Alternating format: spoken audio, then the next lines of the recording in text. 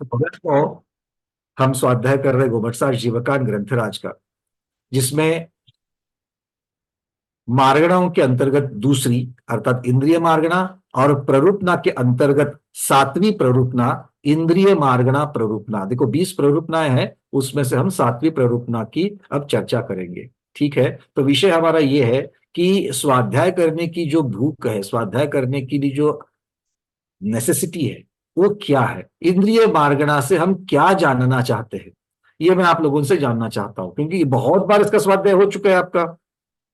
तत्वार सूत्र सर्वार्थ सिद्धि के माध्यम से, अलग अलग ग्रंथों के माध्यम से, जो पहले से गोमट साहब में बैठे थे उनकी अपेक्षा से भी, तो कहीं ना कहीं तो इंद्रियों के बारे में ज्ञान है।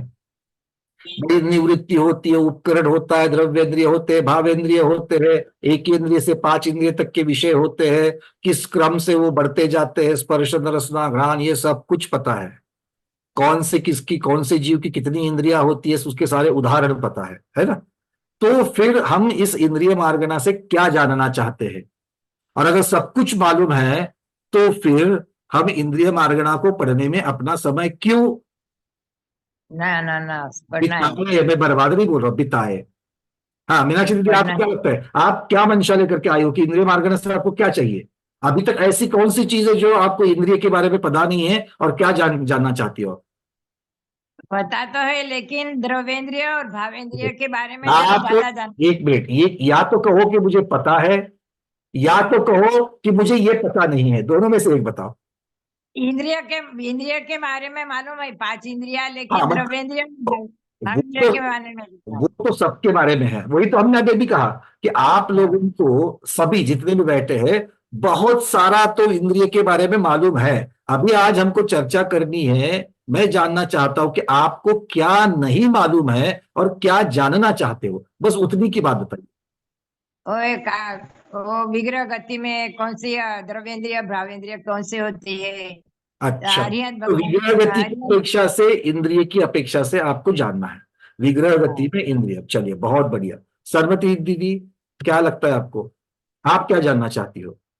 देखिए अगर भाई, मुझे द्रव्येंद्रिय भावेंद्रिय में बहुत कंफ्यूजन रहता है, पता है फिर भी वो मैं बता नहीं पाती, उसका व्याख्या समझ में नहीं आती, या अच्छा, कुछ तो पता नहीं अभी रहता। द्रव्येंद्रिय भावेंद्रिय में भ्रांति है, उसको आप क्लियर करना चाहती हो, बहुत बढ़िया। चलिए अंजलि दीदी नागपुर। वंदना भैया, हम्म। मार्गणा में तो हम जीव की स्थिति जानते हैं कि जीव कहाँ है। तब इंद्रिय मार्गणा से हम ये जानना चाहते हैं कि ऐसे इंद्रिय की कौन से कार्य की वजह से हम संसार में भटक रहे हैं, जो हम जीव के मोक्ष मार्ग में क्या अड़चनी यानी अर्गला है। तो अच्छा, हम ये जानना चाहते इंद्रिय, हैं कि आपको ये कहना है कि इंद्रिया तो संसारी जीवों को होती है, होती है। इंद्रियों की वजह से संसार में है, या संसार में है इसीलिए इंद्रिया है? हाँ, क्योंकि इंद्रिय भोग की वजह से कर्म को बंद करते, कर्म का बंद होता है, और कर्म के बंद की वजह से हम ये संसार में भटक रहे हैं। तो जानना चाहते हैं कि ऐसी क्या वजह है कि जो हम इंद्रियों को जीत नहीं सकते, इंद्रियों को जीतने के लिए हमें ये इंद्रिय मार्गना को जानना है। चलिए, इंद्रिय को जीतने के लिए इंद्रिय मार्गना को जानना है, मतलब इंद्रिय के ऊपर कैसे काबू पाए, इस विषय काबू की पाया जाए। अपेक्षा से आप इंद्रिय के ऊपर जानना चाहते हो। चलिए थोड़ा सा ये संयम मार्गना का भाग आ जाएगा, किंतु कोई बात नहीं है, इसकी अपेक्षा से कुछ ना कुछ तो चालू रहेगा ही रहेगा। आचार्य भगवत ज्ञानी योगी श्री विद्यानंद जी महाराज की। महाराज की जय। आचार्य भगवत नमस्ते। पोस्टिंग दे रहा हूं यहां से, आप जब चाहे अनम्यूट कर सकते हैं। चलिए। पंकज जी, हाँ आचार्य भगवत। इंद्रियों को निमित्त बनाकर संसारी जीवन के कर्म व्यवस्था को और उनके सुख दुख की व्यवस्था को और इंद्रियों के विषयों की व्यवस्था को जानना इस इंद्रिय मार्गना का उद्देश्य है। बहुत और बढ़िया। ये इससे अपन बाहर कैसे पढ़ सकते हैं, यह मुख्य रूप से इसे जानना है। मतलब इंद्रियों के ऊपर काबू या इंद्रिय विषय के ऊपर कैसे कंट्रोल किया जाए, इस अपेक्षा से जानना चाहते हैं। चलिए कनकमाला दीदी, आप क्या कहना चाहते हो, आप क्या जानना चाहती हो?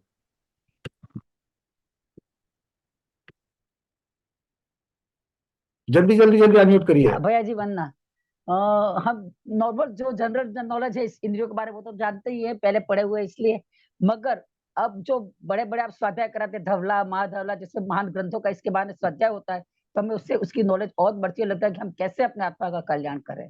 अच्छा, मतलब आपका ये वेब जानना। स्पेसिफिक है कि आप तक तो बहुत सारी चीजें जानते हैं, और ग्रंथों के आधार से और कोई इंफॉर्मेशन यहाँ पर मिलती है क्या, इस अपेक्षा हाँ, से इस स्वाध्याय में आप आई हो। बहुत बढ़िया, चलिए। तो एक विश्वास आपका इस स्वाध्याय के ऊपर हो गया कि भैया यहाँ पर गवर्नमेंट सार को छोड़ करके बाकी ग्रंथों की अपेक्षा से भी कुछ ना कुछ तो मिल ही जाएगा। चलिए विजयलक्ष्मी दीदी बोलिए। बस जल्दी, बहुत लोगों ने हाथ ऊपर है, और मैं जानना चाहता हूँ आज, क्योंकि इसके माध्यम से आपको चिंतन जा रहा है कि हम लोग स्वाध्याय में क्यों बैठे हैं। विजय, एक्चुअली अब मुझे, हम लोग एक इंद्रिय, दो इंद्रिय, कोई भी इंद्रिय में जन्म लेते हैं तो क्या क्या करने से कौन से इंद्रिय में जाते हैं ये जानना है, और उससे मुक्त कैसे होना है इंद्रिय से ये भी जानना है मुझे। मतलब ऐसा क्या करते हैं कि जीव एक ही इंद्रिय में जाते हैं, दो इंद्रिय, तीन इंद्रिय। जन्मते हैं। बहुत बढ़िया। चलिए चलिए, माया दीदी। वंदना भैया, हम्म, वो जीव की लब्धि, उपयोग, निवृत्ति, उपकरण क्या है वो इंद्रिय के चलिए, बारे में? रजनी की अपेक्षा से द्रवेंद्र भावेंद्र का और भी क्लैरिफिकेशन आपको चाहिए। रूबी दीदी। वरना भैया जी, मुझे ये जानना है कि ये इंद्रियां जो होती हैं घोड़े की तरह से हैं, भागती रहती हैं, इसकी जो मेन लगाम है वो कहाँ है, वो जानना है। तो इंद्रियों को काबू कैसे करें, यही आपको मेन जानना है। जेटी गंगवाल जी। इंद्रियों के बारे में बाकी जनरल मालूमात तो है, लेकिन इंद्रियों की क्षमता क्या होती है, कौन से इंद्रिय कहाँ तक जानता है, इसके बारे में जानना है। बहुत बढ़िया। तो इंद्रियों के विषय का जो सीमाएं है, उनकी अपेक्षा से अलग अलग इंद्रियों की अपेक्षा से आपको ज्यादा है। बहुत अच्छी बात है। चलिए, अर्चना दीदी भरूच, अनम्यूट करिए दीदी पहले। वंदना भैया जी, नमोस्तु महाराज जी। भैया ये जानना चाहते हैं कि अनिंद्रिय कैसे बना जाए और इंद्रियों का उपयोग अपने इस जीवन में कम से कम कैसे किया जाए ताकि हम भी अनिंद्रिय बन पाए और उस परम पद को प्राप्त कर पाए। उसका उद्देश्य आगे जानने का, और ये भाव इंद्रिय और द्रव्य इंद्रिय तो है ही, वो तो जानना ही है। चलिए, बहुत बढ़िया। तो अपने आत्मा के उत्थान की अपेक्षा से इंद्रियों में से कैसे निकलना है, वो मोटा मोटी में सारी चीजें वही है। कल्पना दीदी। ये इंद्रिया तो जो बाहर से दिख रही है वो तो दिख रही है, लेकिन उसकी आंतरिक रचना कैसे, ये क्रिया कैसे होती है इनके अंदर से, बहुत सुंदर। वो बहुत जानना है। डिटेल्स में आप निवृत्ति, उपकरण, इन चीजों को जानना चाहते हैं। बहुत जी। बढ़िया। गंगा जवाहरी दीदी। वंदना भैया जी, ये जो बन हुए हमने पढ़ा तो नहीं है, लेकिन कभी कभी बहुत कम पढ़ रखा है, इसलिए सभी चीज जानना चाहते हैं हम लोग। बहुत बढ़िया, बहुत सुंदर कि हम सारा कुछ जानना चाहते हैं उसके बारे में। अच्छी बात है। निर्मला दीदी। वंदना भैया जी तो पता चल गया कि इंद्रियां हमको अब विषयों में आसक्ति कराती है, और विषय की आसक्ति से ही जब देव भी वापस एक इंद्रिय परवाय में आ जाते हैं तो पता नहीं हम लोगों का तो क्या होने वाला है, जो हम अभी भी विषयों में पड़े हुए हैं। ना क्या होगा, इससे बचने के लिए तो सारी चीजें चल रही है। जब ध्येय हमारा मोक्ष प्राप्ति है तो हम फिर इनमें अभी तक भी अब विषयों की आसक्ति में पड़े हुए हैं। एक बात हमेशा याद रखना, अब इतना अपनी दृढ़ता होनी चाहिए कि हम जो कर रहे हैं, अब जिस पड़ाव पर हम लोग हैं, हम जो चीजें कर रहे हैं, जिसके ऊपर विश्वास रख रहे हैं, जिसके ऊपर श्रद्धा रख रहे हैं, वो इतना पक्का होना चाहिए कि अभी जो कर रहे हैं वही पक्का है, वही भगवान की वाणी है, और वही हम सही दिशा में जा रहे हैं। इसके लिए अब कोई डाउट नहीं लेना है।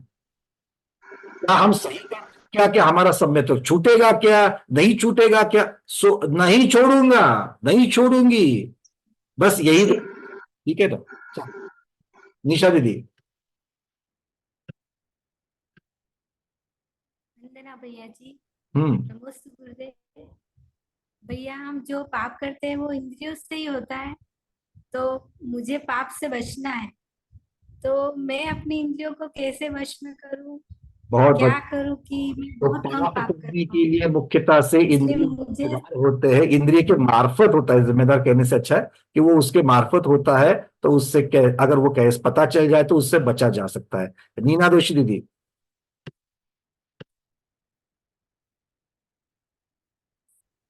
जल्दी। वंदना भैया जी। हाँ, आवाज सुनाई दे रही है? हाँ, दे रही है। हाँ, मैं इंद्रियों को जानना चाहती हूँ कि भगवान हमको जो 5 इंद्रिय मिली है वो बहुत ही पुण्य का लाभ है, तो इससे मैं और पुण्य कैसे बढ़ाऊं, और भगवान ने ऐसे क्या क्या किया कि उनके इंद्रियों का नाश हुआ, उन्होंने इंद्रियों पर कैसे विजय पाया, ये मैं जानना चाहती हूँ। चलिए, तो जो विभूतियां होती है, जो महापुरुष होते हैं, उन्होंने अपने इंद्रियों पर विजय पाया, मतलब क्या किया, इसको भी हमको जानना है। क्योंकि ऐसा तो नहीं था, महावीर भगवान जब निर्वाण में जा रहे थे, 13वें गुणस्थान में भी विराजमान थे, समोसण में भी विराजमान थे, उनके कान तो दिख रहे थे, नाक तो दिख रहा था, उनकी मुख तो दिख रहा था, उनकी त्वचा तो दिख रही थी, मतलब इंद्रिया तो थी उधर, है कि नहीं है। तो फिर इंद्रियों को वश किया, इसका मतलब क्या होता है, ये भी हम सब चीजें देखेंगे। चलिए, अब थोड़ा सा, बहुत अच्छी अच्छी बातें हैं, मतलब मेरी जिम्मेदारी बहुत बढ़ गई, तो मुझे इन सब चीजों का ध्यान रखते हुए आप लोगों को बताना पड़ेगा, है कि नहीं है। चलिए, तो अब देखते हैं गोमट सार की अपेक्षा से हम लोग सबसे पहले सिद्धांत चक्रवर्ती नेमिचंद्र महाराज के चरणों में बैठ करके वो क्या क्या कहना चाहते हैं वो सुन लेते हैं, और संभवतः इन सभी के उत्तर हमको यहीं पर मिल जाएंगे। ठीक है, चलिए, कोई तो महाराज जी के भी दर्शन हो रहे हैं मुझे, मैं यहाँ से स्पॉटलाइट कर रहा हूँ, सबको दर्शन हो जाएंगे। मैं अनम्यूट भी कर रहा हूँ उनको, यहाँ से को होस्टिंग दे रहा हूँ ताकि वो अपने को खुद को भी अनम्यूट करे। खेड़कर दीदी के साथ में दिख रहे हैं। चलिए, स्पॉटलाइट कर रहा हूँ मैं यहाँ से। दीदी कौन से महाराज जी, अनम्यूट करिए जरा। यहाँ नागपुर में आचरण सागर जी महाराज जी विराजमान है, सागर महाराज के शिष्य हैं, आज क्लास में आए हैं। चलिए, सबको दर्शन कराइए, बहुत हम सबका सौभाग्य है। नमोस्तु आशीर्वाद दे सकते। नमोस्तु भगवान, नमोस्तु आचरण सागर महाराज की जय।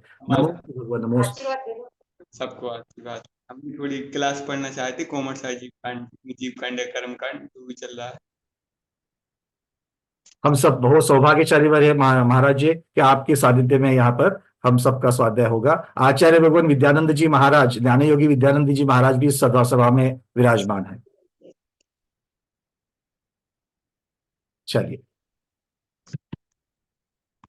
हम एक एक गाथाओं की अपेक्षा से अब देख लेते हैं आचार्य भगवान इंद्रियों के बारे में हमें कैसे कैसे समझा रहे हैं। सबसे पहली गाथा क्रमांक 164 आएगी।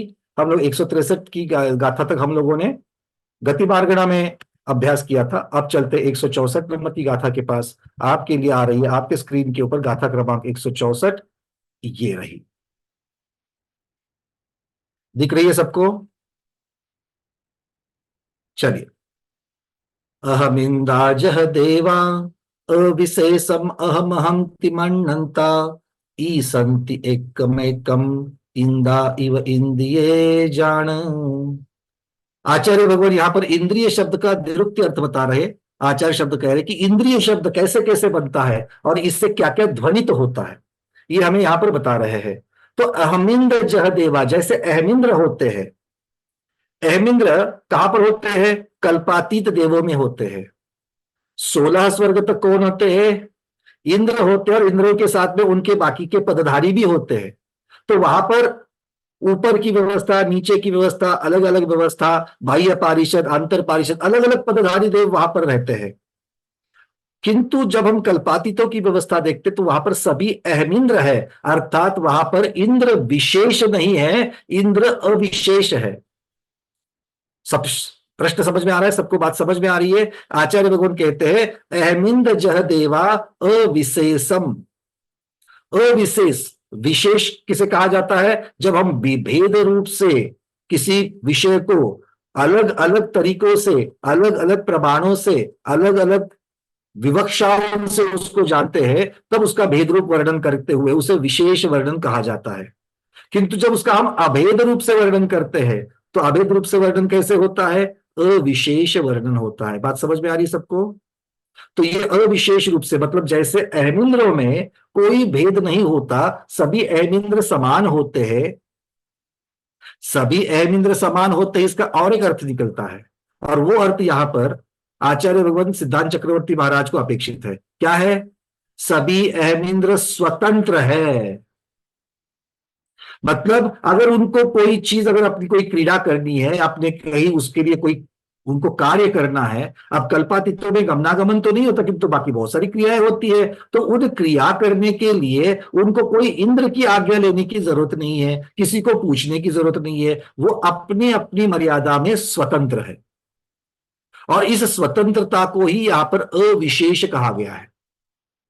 ऐसे ही आचार्य भगवान कहते हैं अहम हंति मन्नंता, अहम इंद्र, मैं इंद्र हूं, मैं इंद्र हूं, मैं इंद्र हूं। मुझे किसी को कुछ पूछने की जरूरत नहीं है, मुझे किसी के आज्ञा की जरूरत नहीं है, मैं स्वतंत्र हूं अपनी मर्यादा में अपना कार्य करने के लिए। देखो 2-3-4 चीजें यहां पर महत्वपूर्ण है। मैं स्वतंत्र हूं, इसका अर्थ ये नहीं कि अपनी मर्यादा के बाहर का कार्य कर सकूंगा। जो मेरी मर्यादा है उसी के अंतर्गत रहते हुए मैं कार्य करूंगा।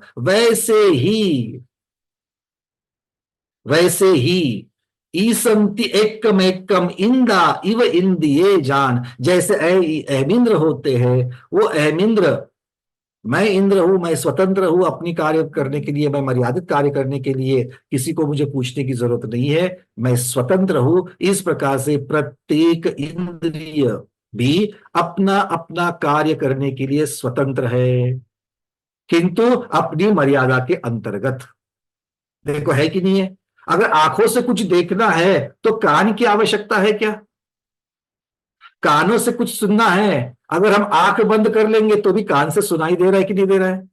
ऐसे हमारे बहुत सारे स्वाध्यायी है, अच्छी तरीके से आंख बंद कर लेते हैं स्वाध्याय में और कान से सुनते रहते हैं, है कि नहीं है? आधे से ज्यादा हाँ कह रहे हैं।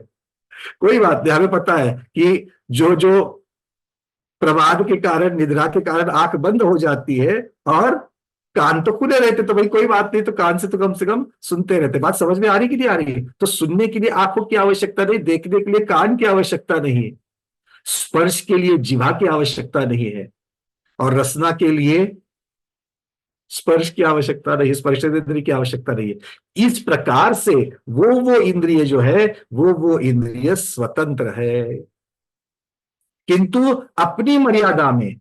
अपना विषय छोड़ रहे हैं क्या? कान सुनने का ही कार्य करेंगे, आंखें देखने का ही कार्य करेंगे। आप बोलते जरूर है कि ये नया व्यंजन बना हुआ है, चख के देख, पर वहां पर देख शब्द का अर्थ आंखों से देखना नहीं होता है, वहां पर चख कर अनुभव ले ले, इस अपेक्षा से वहां पर देख शब्द आ जाता है। तो इसीलिए अपने अपने विषयों का ग्रहण करते हुए इंद्रियां स्वतंत्र है, उन्हें दूसरे इंद्रियों के ऊपर या उनके थ्रू कार्य करने की आवश्यकता नहीं है। बात समझ में आ रही है? तो इंद्र, अहमिंद्र और इंद्रिया, इन दोनों की तुलना आचार्य भगवान ने यहां पर की है। अब आचार्य भगवान और भी यहां पर आगे कहते हैं कि आत्मा का चिन्ह, इंद्रिय किसे कहते हैं? आत्मा के चिन्ह को कहते हैं, या आत्मा के द्वारा जो रचना होती है उस रचना को भी चिन्ह कहते हैं। चिन्ह शब्द का अर्थ क्या होता है? लक्षण भी होता है और उसके साथ साथ में रचना भी होती है। अलग अलग जगह पर अलग अलग अर्थ आएगा। तो कौन सा आत्मा? मुक्त आत्मा के संसारी आत्मा? मुक्त आत्मा में तो कोई इंद्रिया है ही नहीं है, मुक्त आत्मा में कोई इंद्रिया तो है ही नहीं है। तो आचार्य भगवान कहते संसारी आत्मा, तो संसारी आत्मा का ये लक्षण हो गया।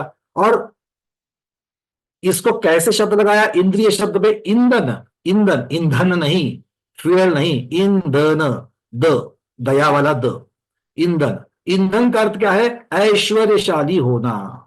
तो जैसे इंद्र ईंधन के साथ होता है, ऐश्वर्यशाली होता है, इसीलिए आत्मा भी ऐश्वर्यशाली होती है। आत्मा ऐश्वर्यशाली होती कि नहीं होती है? आत्मा जिस प्रकार के सुख का अनुभव करती है वैसे सुख का अनुभव कोई करता है क्या? देखो प्यास लगी है, मैं सिर्फ मुक्त जीवों की आनंद की बात नहीं कर रहा हूं, सुख की बात नहीं कर रहा हूं। बहुत गर्मी बाहर है, आप बाहर जाकर के आ गए और आपको ऐसी प्यास लगी है, ऐसी प्यास लगी है, और आकर के घर में एक प्याला ठंड पानी आपको मिल गया, तो वो पानी पीते वक्त, एक घूंट दो घूंट पीते वक्त जो तृप्ति का अनुभव होता है, उस तृप्ति के सामने बाकी सारा ऐश्वर्य, बाकी सारे सुख गौण हो जाते हैं। हाँ या ना? बहुत भूख लगी है, बहुत भूख लगी है, तब जब एक निवाला पेट में चला जाता है तब जो तृप्ति का अनुभव होता है, बहुत दिन से मनपसंद व्यंजन नहीं खाया था, आज वो व्यंजन बहुत अच्छी तरीके से बना हुआ है, तो उसको जब अपने मुंह में जब रख लेते हैं तब जो तृप्ति का अनुभव होता है, उस क्षण के लिए वो किस प्रकार का सुख होता है। बातें समझ में आ रही है? ये चिंतन मैं आपको दे रहा हूं, क्योंकि आपने बहुत अच्छी अच्छी और बड़ी बड़ी बातें भी की है कि हमको इनसे छूटना है। अब जो विषयों से छूटना चाहते हैं, इंद्रिय विषय से छूटना चाहती है, वो बहुत अच्छी तरीके से इसको सुनना, क्योंकि इंद्रिय मार्गना पूरी होने के बाद में हम क्रॉस चेक करेंगे आप इंद्रिय विषय से छूट गए कि नहीं गए। क्या सिर्फ बोलने के लिए, चर्चा करने के लिए आपने ये विषय रखा था? ये भी हम चेक करेंगे आपको, और हमने नोट किया है यहाँ पर किसने किसने क्या क्या, किसकी क्या क्या भूख है। ठीक है ना? चलिए आगे बढ़ते हैं। आचार्य भगवान कह रहे हैं, इंद्र शब्द अर्थात ऐश्वर्यशाली होने से इंद्र शब्द का अर्थ आत्मा होता है, और आत्मा का लिंग, आत्मा का जो चिन्ह है, उसे इंद्रिय कहते हैं। जो अन्य के विषय में प्रवृत्ति ना करते हुए सिर्फ अपने विषयों में रत रहता है, उसे इंद्रिय कहते हैं। इंद्रिय की और एक परिभाषा दी है, जो सिर्फ और सिर्फ अपने ही विषय में रत रहते हैं, उसे इंद्रिय कहा। और इंद्र शब्द का एक अर्थ नाम कर्म की रचना भी होता है। अभी अभी थोड़ी देर पहले मैंने रचना नाम का जिक्र किया था। तो नाम कर्म की अपेक्षा से रचना होती, किस किस चीज की रचना होती है? हमारे शरीर की रचना होती है, हमारी इंद्रिय की रचना होती है, हमारे द्रव्य मन की रचना होती है। तो ये जो नाम कर्म है, उस नाम कर्म को इंद्र कहा जाता है, रचना करने वाला। तो जो इंद्र अर्थात नाम कर्म से रचा जाए, उसे इंद्रिय कहते हैं। शाश्वत तीर्थ अयोध्या का निर्माण, रचना कौन करता है? तो इंद्र रचना करता है कि नहीं करता है? तो जो रचे वो इंद्र, इस अपेक्षा से भी यहां पर कहे जा रहे हैं। ठीक है, तो इन अलग अलग अपेक्षाओं से आचार्य भगवान हमको कह रहे हैं कि ये इंद्र का और इंद्रिय का, इन शब्दों का यहां पर संबंध लगा रहे हैं। अब थोड़ा सा आगे बढ़ रहे हैं आचार्य भगवान। अब यहां पर इंद्रिय के दो भेद, जो द्रव्येंद्रिय और भावेंद्रिय, इनकी अपेक्षा से वर्णन आ रहा है। तो द्रव्येंद्रिय और भावेंद्रिय की अपेक्षा से आचार्य भगवान क्या कह रहे हैं, चलिए देख लेते हैं। सबके सामने गाथा क्रमांक 165 दिख रही है? सबको दिख रही है? चलिए। मदि आवरण खवोव समुत्थ विशुद्धि हुतज्जबो होवा भाविंदियम तुदव्वम देहुदय जदेह चिन्हम तु। द्रव्येंद्रिय और भावेंद्रिय के बारे में आचार्य भगवान कह रहे हैं। सबसे पहले भावेंद्रिय, भावेंद्रिय कैसे बनती है इसके बारे में कह रहे हैं। मदि आवरण खवोव समुत्थ, मति आवरण मतलब मति ज्ञान को आवृत करने वाला जो कर्म है, कौन सा है? मति ज्ञानावरण कर्म। उसका खवोव समुत्थ अर्थात क्षयोपशम। सो मति ज्ञानावरण कर्म के क्षयोपशम से क्या होगा? विशुद्धि उत्पन्न होती है। विशुद्धि से ज्ञानावरणी कर्म का क्षयोपशम होता है, और ज्ञानावरणी का क्षयोपशम से विशुद्धि बढ़ती है। किस प्रकार की विशुद्धि बढ़ती है? ज्ञान ग्रहण करने की विशुद्धि बढ़ती है। तो उस विशुद्धि से उत्पन्न हुआ जो ज्ञान है, बोहो, बोहो मतलब हम कहते हैं ना, बोहि लाहो, दुखक को कमक को बोहि लाहो। तो बोहि लाहो मतलब बोधि का प्राप्त हो, बोधि का लाभ हो। तो बोधि मतलब किसका लाभ होवे? गाड़ी का, मकान का, एफडी का, किसका लाभ होवे? बोधि मतलब ज्ञान का लाभ, सम्यक ज्ञान का लाभ होवे। और कौन सा सम्यक ज्ञान चाहिए? अत्युच्च ज्ञान मतलब केवल ज्ञान। तो जब हम वहां पर कहते हैं अंचलिका में, तब हम केवल ज्ञान का लाभ होवे, इस प्रकार से हम कह रहे हैं। तो बोहो, बोहोश मतलब बोधि हमें प्राप्त हो जाएगा। कौन? तो ज्ञान। तो वो भावेंद्रिय है। तो भावेंद्रिय किसके स्वरूप में है? देखो भावेंद्रिय की व्याख्या हो रही है, तो क्या समझ में आ रहा है? भावेंद्रिय किसके स्वरूप में है? कोई चीज है, वस्तु है भावेंद्रिय? क्या लग रहा है? किसे कह रहे हैं भावेंद्रिय? मति ज्ञानावरण कर्म के क्षयोपशम से जो विशुद्धि उत्पन्न होती है, और उस विशुद्धि से जो ज्ञान उत्पन्न होता है, उस ज्ञान को भावेंद्रिय कह रहे हैं। तो अब आप बताइए, भावेंद्रिय किसका कथन है? ये जो हमें ऊपर ऊपर से कान आदि दिख रहे हैं उसका है, या कान से जो ग्रहण हो जाता है विषय सुनने का, उसे ज्ञान कह रहे हैं, भावेंद्रिय कह रहे हैं? क्या लग रहा है? आवाज पहुंच रही क्या? क्योंकि आपके वीडियो सबके यहाँ पर फ्रीज हो चुके हैं, नेटवर्क शायद कम हो चुका है। आवाज ठीक से आ रही है आप लोगों को?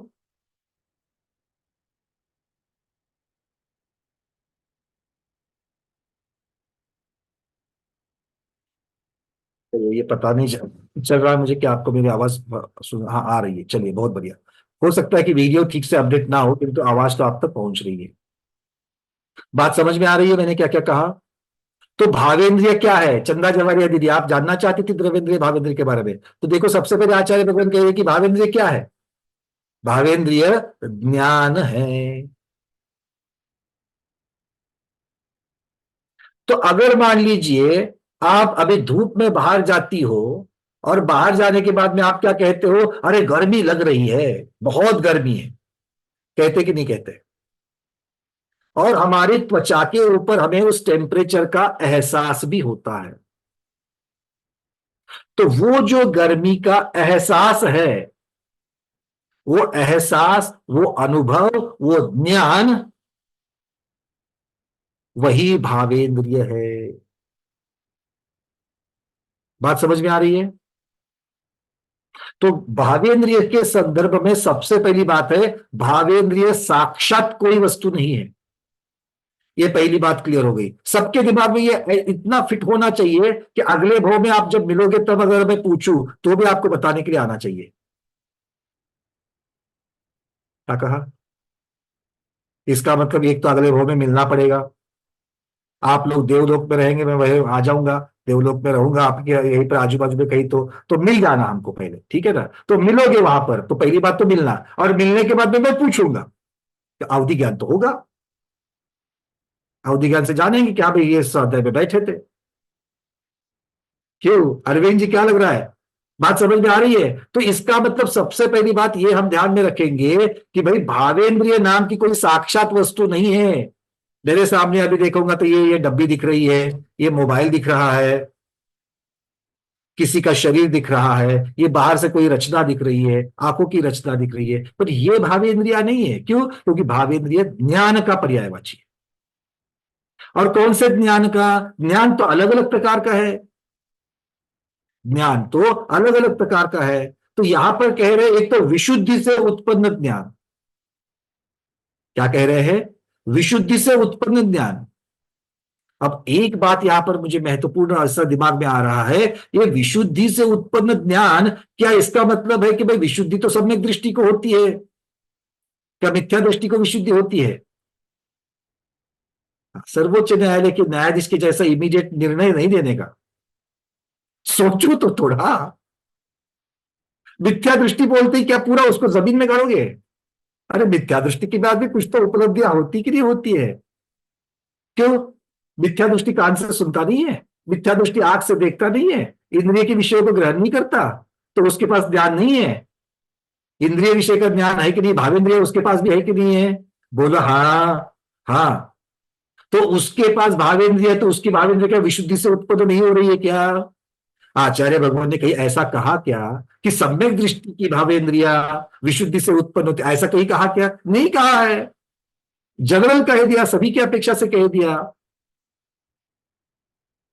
तो आचार्य भगवान कह रहे कि भावेंद्रिया विशुद्धि से उत्पन्न। तो विशुद्धि कौन सी?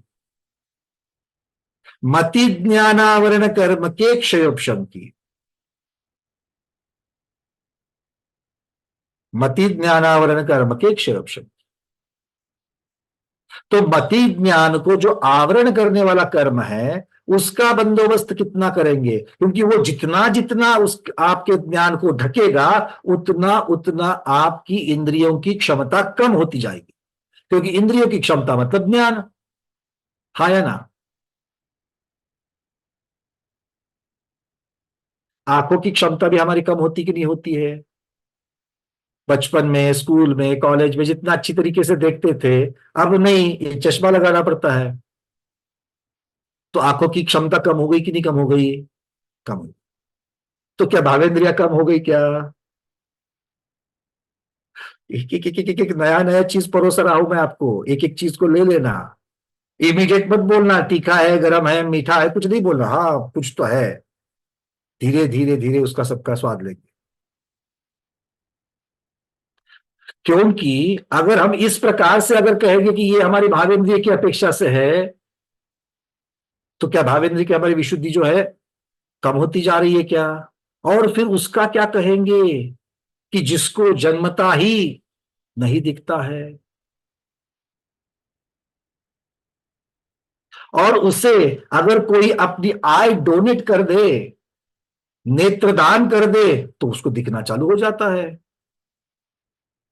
तो नेत्रदान के ऑपरेशन के पहले उसकी विशुद्धि कम थी, और नेत्रदान के ऑपरेशन के बाद डॉक्टर ने क्या विशुद्धि भर ली वहां पर?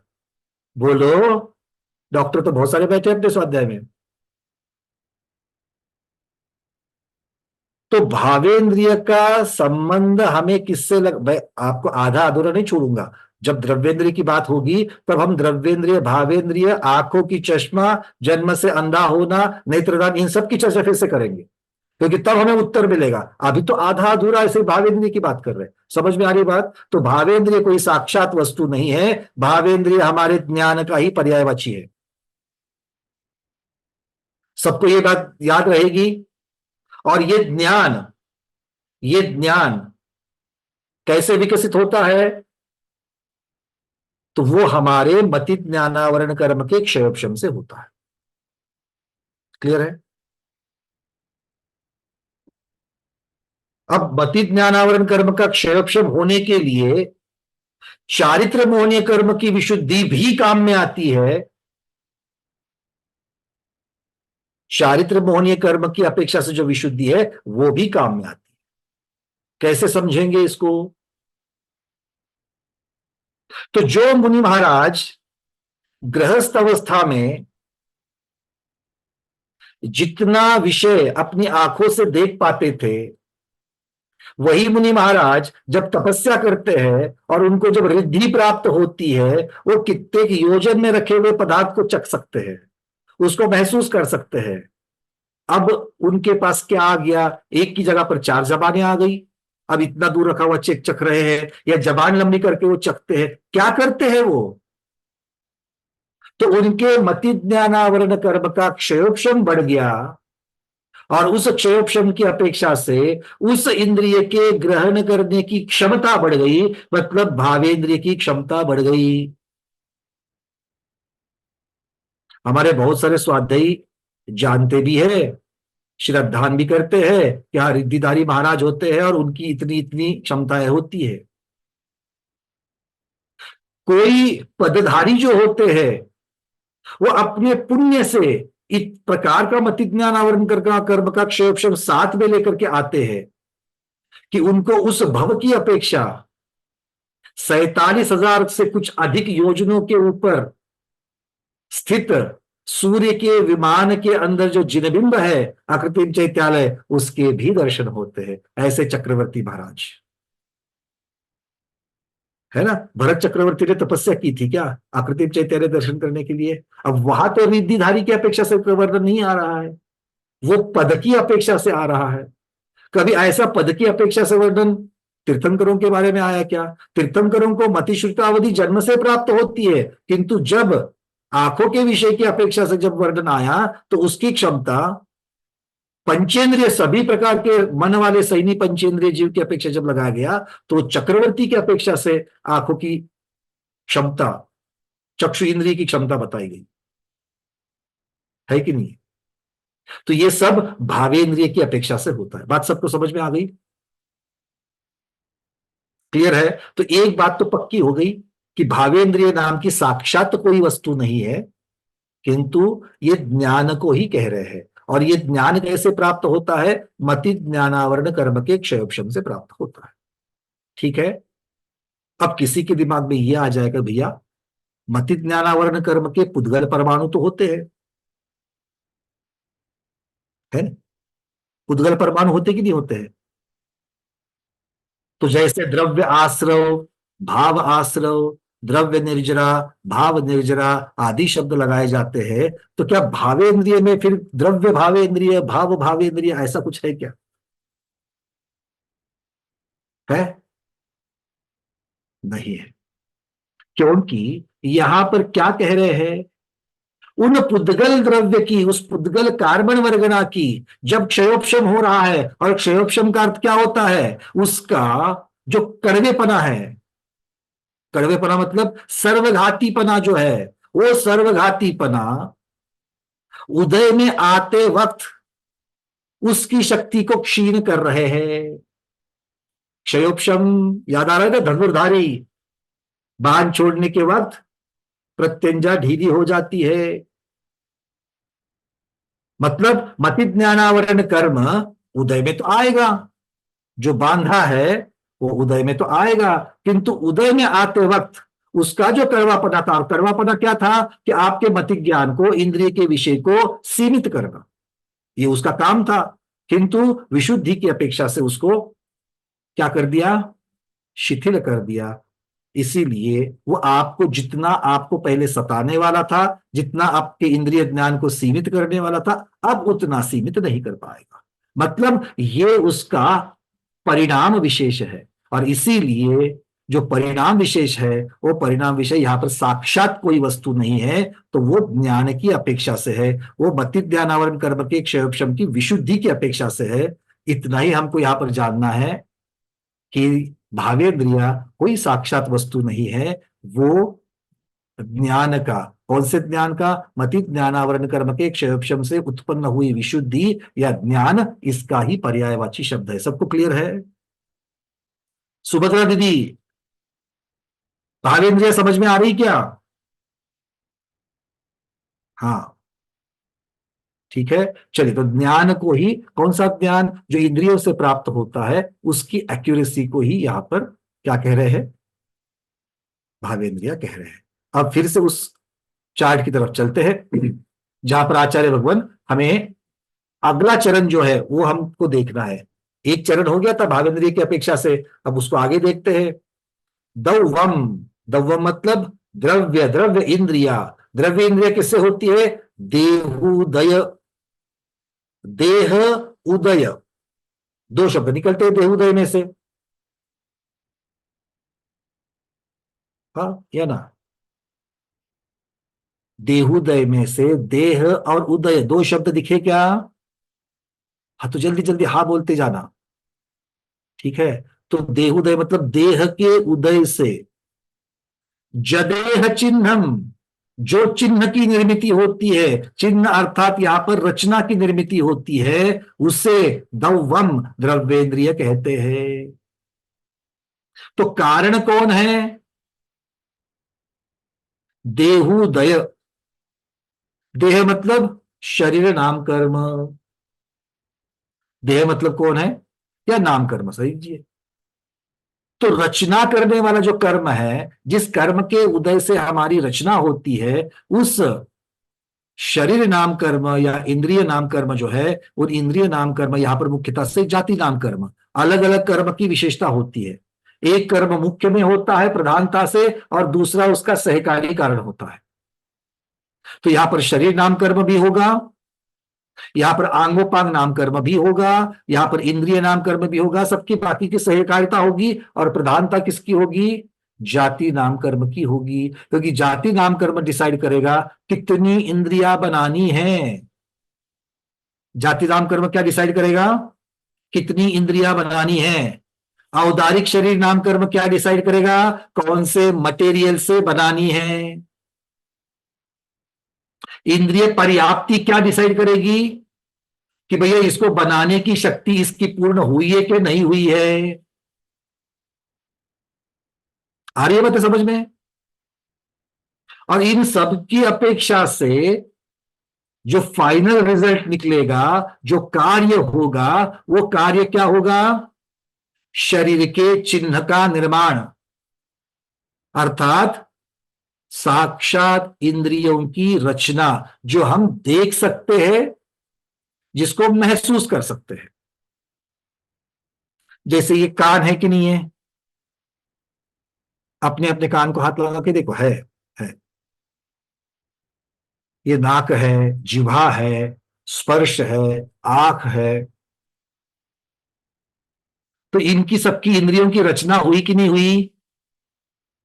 साक्षात दिख रही है कि नहीं दिख रही है? क्या हमारी ही दिखती है? चींटी की नाक नहीं दिखती? चींटी की नाक देखिए क्या कभी? सारे के सारे विचार में पड़ गए। चींटी, भैया सोचा ही नहीं चींटी को नाक होती है क्या? होती है। अरे 3 इंद्रिय वाले, आपने परीक्षा में लिखा तो था, घ्राणेन्द्रिय चींटी को होती है। तो चींटी को घ्राणेन्द्रिय होती तो नाक देखी नहीं कभी उसकी? मच्छर की आंखें नहीं, पर होती है क्या उसको? हाँ होती तो देखी नहीं, पर होती तो है। कोई बात नहीं। अरे कैसे, जो चीजें हमने साक्षात अपनी आंखों से नहीं देखी है, जिनवानी माँ के आंखों से तो देखी है कि नहीं देखी है? देखिए, इसका मतलब है ये जो साक्षात शरीर की जो रचना होती है, उस साक्षात शरीर की रचना को, जो मुख्यता से नाम कर्म की अपेक्षा से होती है, नाम कर्म के उदय की वजह से होती है, उसे द्रव्येंद्रिय कहते हैं। तो द्रव्येंद्रिय साक्षात वस्तु है कि नहीं है? और साक्षात वस्तु है तो उसका बिल्कुल विश्लेषण कर करके हम उसको जान सकते कि नहीं सकते हैं? जितना अपनी बुद्धि में आएगा उतना तो जरूर जान सकते हैं। और आज आधुनिक विज्ञान ने भी इतनी तरक्की की है कि इतने सारे यंत्रों का इजाद किया है कि सिर्फ पहले एक्सरे निकलता था, फिर एमआरआई निकलने लगा, सीटी स्कैन निकलने लगा, अलग अलग प्रकार से। फिर पोस्टमार्टम करके भी उन्होंने चेक कर लिया भाई कान के अंदर रचना कैसे होती है, जिह्वा की रचना कैसी होती है, इस स्किन के नीचे क्या रहता है, बहुत कुछ कर लिया। और इसको देखने के बाद आपका और हमारा काम बहुत आसान हो गया।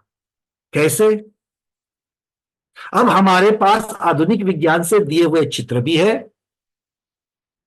और आगम के द्वारा इनकी रचना कैसे होती है, इनका कार्य क्या होता है, इसका विश्लेषण भी है। तो दोनों को मेल लगा करके देखेंगे तो अपना श्रद्धान दृढ़ हो जाएगा। हाँ या ना? एक तो चीज है कि जिनवानी माँ कहती है, तो जिनवानी माँ ने बता दिया कि हाँ भाई निवृत्ति और उपकरण होते हैं। निवृत्ति तो चलो खैर समझ में आती है, बाह्य रचना है, दिखती है, समझ में आएगी। उपकरण को कहां से देखोगे, है ना? और उपकरण में भी बाह्य उपकरण, अभ्यंतर उपकरण। चलो बाह्य उपकरण, ये जो बाल है ये दिखाई दे रहे हैं, ये ऊपर जो आईलैशेस है, पंख, हमारी पलके है, ये तो दिखाई दे रही है। और अभ्यंतर वाली, है ना? तो इसको भी देखने का मौका मिलेगा, समझने का मौका हमको मिलेगा। अब यहां पर कोई कहेगा भैया कि ये अभ्यंतर उपकरण जो है, वो अभ्यंतर उपकरण मतलब आत्म प्रदेशों की रचना होती है क्या? नहीं, क्योंकि उपकरण किसका भाग है? अभी तक गाथा मैंने अभी तक नहीं की है आगे, पर आप लोगों को पता तो है उपकरण किसका भाग है, द्रव्येंद्रिय का है या भावेंद्रिय का है? उपकरण द्रव्येंद्रिय का भाग है ना। निवृत्ति उपकरणे द्रव्येंद्रियम, निवृत्ति उपकरणे द्रव्येंद्रियम। अब द्रव्येंद्रिय का अगर वो भाग है, अगर वो द्रव्येंद्रिय का भाग है तो उसको देख सकते हैं, समझ सकते हैं, क्योंकि साक्षात है। क्लियर है? चल आगे बढ़ते हैं। नीरज जी यहां पर कह रहे हैं कि भैया जो अंग उपांग बनते हैं वो भगवती आराधना कहती है कि 5वें 6ठे माह में, गर्भ में जो है 5वें 6ठे माह में होते हैं। कोई बात नहीं, कहीं पर भी इसका विरोध ही नहीं है, क्योंकि रचना पहले दिन में हो जाए ऐसा तो कहीं हमने कहा भी नहीं, और ना ही गोमट साहब में आचार्य भगवान कह रहे हैं। पर्याप्ति की अपेक्षा पहले अंतर्मूर्त में उसको बनाने की, रचना बनाने की शक्ति आपके पास आ गई, और उससे अरे अंग और उपांग बनने की शुरुआत 5वें छठे मास में हो गई। वो तो अंत में मरण होने तक तो बनते ही रहते, बनते ही रहते, बनते ही रहते हैं, है कि नहीं है? बिल्कुल। चलिए, अब ये जो गाथा है, इस गाथा की तरफ फिर से मैं आपको लेके जा रहा हूं कि जो चार्ट की बात यहां पर हो रही थी, अब यहां पर हमें दो चीजें मिल गई, एक है द्रव्येंद्रिय और दूसरी है भावेंद्रिय। पहले, अब सबसे पहले चर्चा चलेगी द्रव्येंद्रिय की, और फिर आगे चल करके भावेंद्रिय की चर्चा चलेगी। तो द्रव्येंद्रिय में क्या क्या होता है? तो द्रव्येंद्रिय के बारे में हमें पता चला, जाति एवं शरीर नाम कर्म के उदय से शरीर में बनने वाली जो रचना विशेष है वो द्रव्येंद्रिय है। आवाज पहुंच रही है सब तक? चित्र भी दिख रहे सबको? दिख रहा है। और भावेंद्रिय क्या कहा? मतित ज्ञानावरण कर्म के क्षय से जो उत्पन्न विशुद्धि है, या फिर उससे उत्पन्न हुआ जो ज्ञान है, उपयोगात्मक ज्ञान, ये और भी आगमुक्त परिभाषा हो गई। आगे एक एक शब्द का अर्थ आ जाएगा। मैं ज्यादा पहले से आपको एकदम से क्लिष्ट क्लिष्ट चीजें नहीं देना चाहता हूं। धीरे धीरे धीरे धीरे हम डोज बनाएंगे, ठीक है ना? कोविड का डोज कैसे लिया था? एक डोज में काम हुआ था क्या? नहीं, पहला लिया, दूसरा लिया, फिर बूस्टर भी लिया, है ना? तो थोड़ा थोड़ा धीरे धीरे जाएंगे। बूस्टर तो इस बार नहीं होगा, बूस्टर तो देखेंगे, ठीक है ना? बूस्टर के लिए बहुत बड़ी चीज होती है बूस्टर, बूस्टर अभी नहीं। चलिए आगे। अब इसका मतलब है द्रव्येंद्रिय के आगे चल करके दो भाग होते हैं, निर्वृत्ति, निवृत्ति नवे, निवृत्ति वो तो रिटायरमेंट हो गई। निर्वृत्ति शब्द देखिए, नीचे भी रुकार है और ऊपर रफार है, रेफ भी है और रुकार भी है। तो निर्वृत्ति, और ती में दो त है, निवृत्ति, और फिर जाकर के पहली ई की बात रही, लिखते वक्त याद रखते हैं इसको, निवृत्ति। और दूसरा क्या है? उपकरण। अब जिन्होंने जिन्होंने दूसरे ग्रंथ से भी हमें यहां पर कुछ मिलेगा ये भावना की थी, उनके लिए ये है, क्योंकि यहां पर वो वाली गाथा तो है नहीं कि निवृत्ति उपकरण, वो तो हमने सर्वार्थ सिद्धि तत्वार्थ सूत्र से मंगा लिया, ठीक है ना? हाँ, थोड़ा सा कॉन्टेक्ट बन गए ना अभी, तो जब चाहे तब पूज्यपाद स्वामी को स्मरण किया तो वहां से आ जाता है। तो कहते हैं कि निर्वृत्ति क्या है? इंद्रियों की रचना, इंद्रियों का आकार, तो इंद्रियों की साक्षात रचना बनना, ये निर्वृत्ति है। और उपकरण क्या है? तो वो निर्वृत्ति की सहायक रचना होती है या रक्षक रचना होती है। मतलब एक कह सकते हैं कि एक प्रधान रचना है और दूसरी गौण रचना है। गौण मतलब किस प्रकार से? उसका कार्य थोड़ा सा अलग है, बस इतना सा भाग। बट वो है तो क्या? वो भी साक्षात रचना ही है। निर्वृत्ति के दो भेद हो जाते हैं, सब लोग जानते हैं, बाह्य निर्वृत्ति और आभ्यंतर निर्वृत्ति। तो बाह्य निर्वृत्ति में क्या आ रहा है?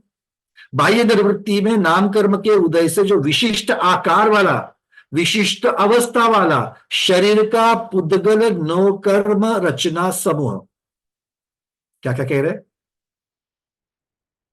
तो शरीर है तो पुद्गल है, सुभद्रा दीदी डरना नहीं इसको। अरे बड़े बड़े उपवास के, इससे क्या डरना है शब्दों से, है ना? तो क्या कह रहे हैं? अपनी भाषा में समझते हैं। आचार्य भगवान कह रहे हैं कि भाई पुद्गल का गोला या पुद्गल से बनी हुआ आकार। अब कान की तरफ देखो, कान किससे बना है? कान कौन से मटेरियल से बना है? रबड़ का है? नहीं, प्लास्टिक का है? फिर कीचड़ का है? मट्टी का? नहीं। Steel, stainless steel? नहीं, औदारिक वर्गना का है। और औदारिक वर्गना क्या होती है? पुद्गल होती है कि नहीं होती है? बोलो। औदारिक वर्गना पुद्गल होती है। तो पुद्गल से बनी, अब पुद्गल की, पुद्गल मतलब क्या हुआ? अपनी वर्गना, छोटी छोटी वर्गना से बनता है। तो ये पुद्गल वर्गना से बना हुआ समूह है कि नहीं है? हाँ भाई, पुद्गल वर्गना से बना हुआ समूह है। तो पुद्गल वर्णना से बना हुआ जो समूह है, साक्षात आकार दिख रहा है, साक्षात रचना दिख रही है, और ये किसकी वजह से हो गया? नाम कर्म की उदय से हो गया। बस इसे क्या कह रहे हैं? बाह्य निर्वृत्ति, जो सीधे सीधे बाहर दिख रही है। जो रचना हो रही है वो बाह्य निर्वृत्ति कह रहे हैं। निशा दीदी क्लियर हो रहा है क्या? तो बाह्य निर्वृत्ति किसका भाग है? बाह्य निर्वृत्ति निर्वृत्ति का भाग है, और निर्वृत्ति किसका भाग है? द्रव्येंद्रिय का भाग है। मतलब बाह्य निवृत्ति किसका भाग हो गया? द्रव्येंद्रिय का भाग हो गया। प्रतिभा दीदी क्लियर? चलिए, अब दूसरा है आभ्यंतर निवृत्ति। अब चूंकि निवृत्ति है और निर्वृत्ति रचना को कहा गया, निर्वृत्ति रचना को कहा गया, और जो द्रव्येंद्रिय का भाग है, और द्रव्येंद्रिय का भाग है का मतलब क्या है? साक्षात होना चाहिए। तो आचार्य भगवान यहां पर कहते हैं द्रव्येंद्र के बाह्य आकार के अनुसार आत्म प्रदेशों के द्वारा जो उसके अंतर्गत रचना बनाई जाती है, उसके अनुरूप रचना बनाई जाती है, उसे कहते हैं आभ्यंतर निर्वृत्ति। क्या कहते हैं? आभ्यंतर निर्वृत्ति कहते हैं। मतलब एक तो है आभ्यंतर निवृत्ति में रचना होनी जरूरी है। किसके जैसी रचना होनी चाहिए?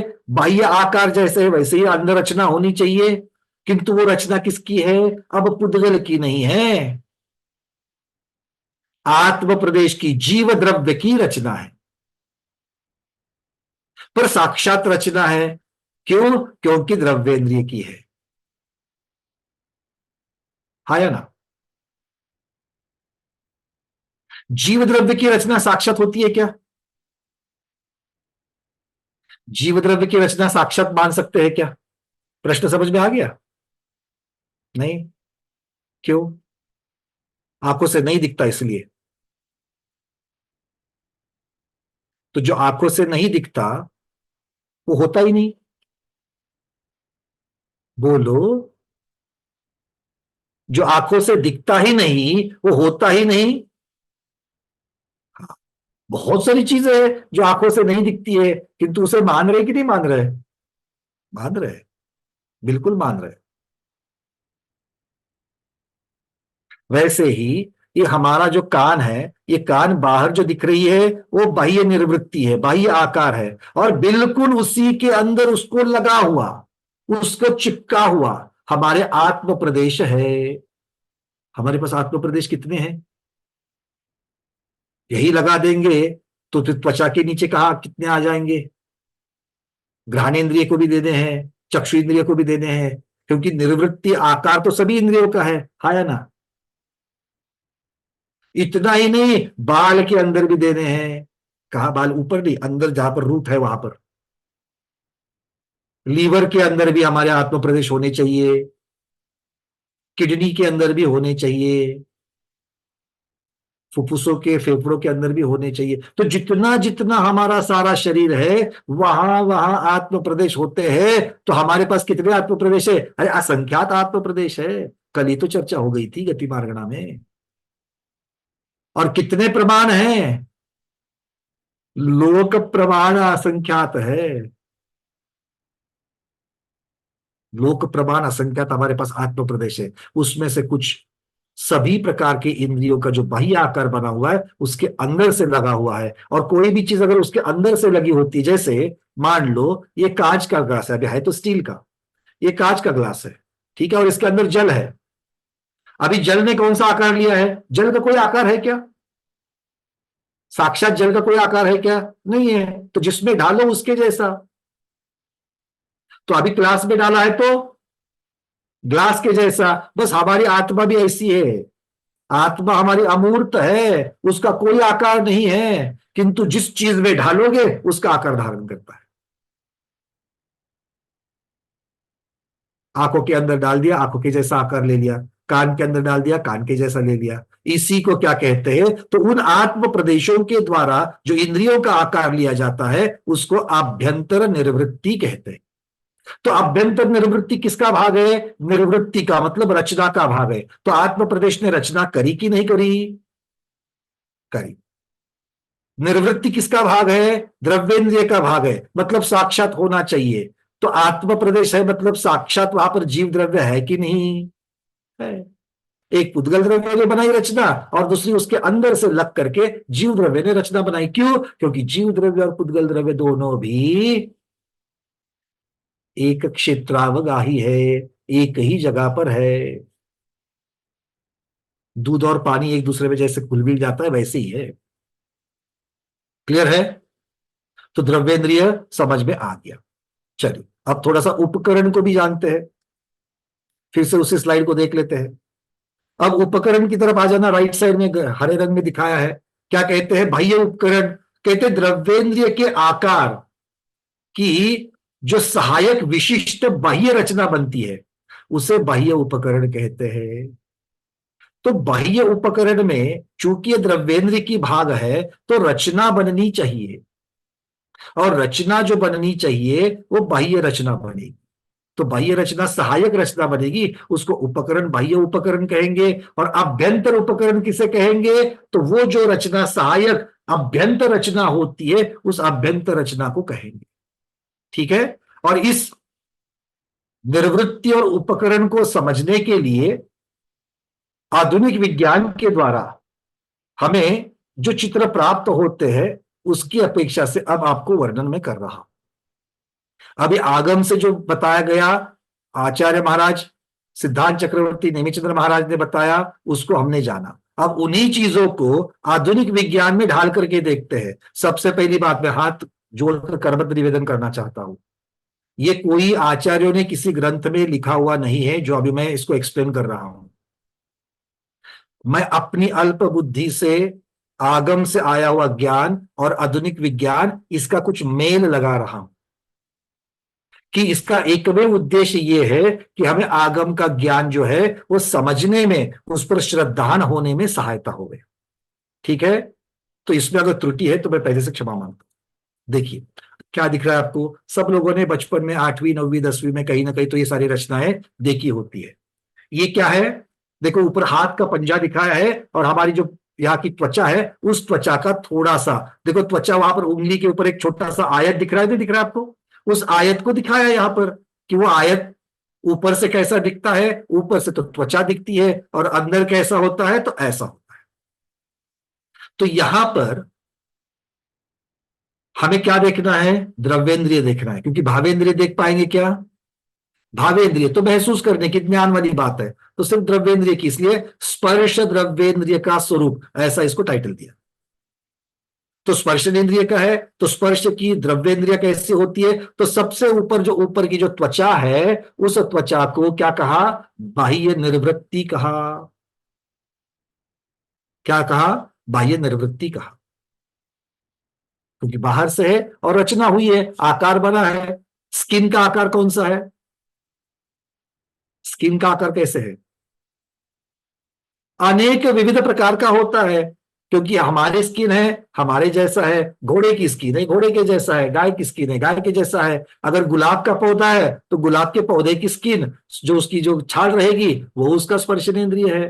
तो स्पर्शनेन्द्रिय के विविध आकार होते हैं, आगे चल करके गाथा में स्वयं आचार्य भगवान कहेंगे। अब आभ्यंतर निर्वृत्ति दिख रही है तो ये आपको इसमें आभ्यंतर निर्वृत्ति दिख रही है क्या?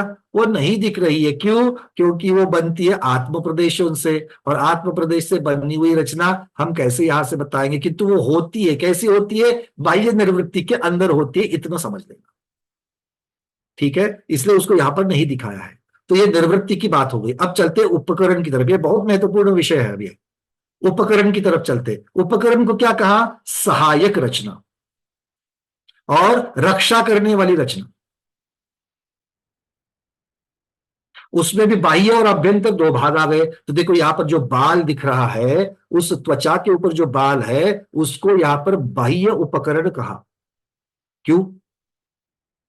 क्यों? क्योंकि वो सहकारी रचना है त्वचा के ऊपर और रक्षा करने वाली है, क्योंकि इसी के द्वारा स्वेद, पसीना आदि आ जाते हैं, टेम्परेचर मेंटेन होता है और हमारी त्वचा की रक्षा होती है।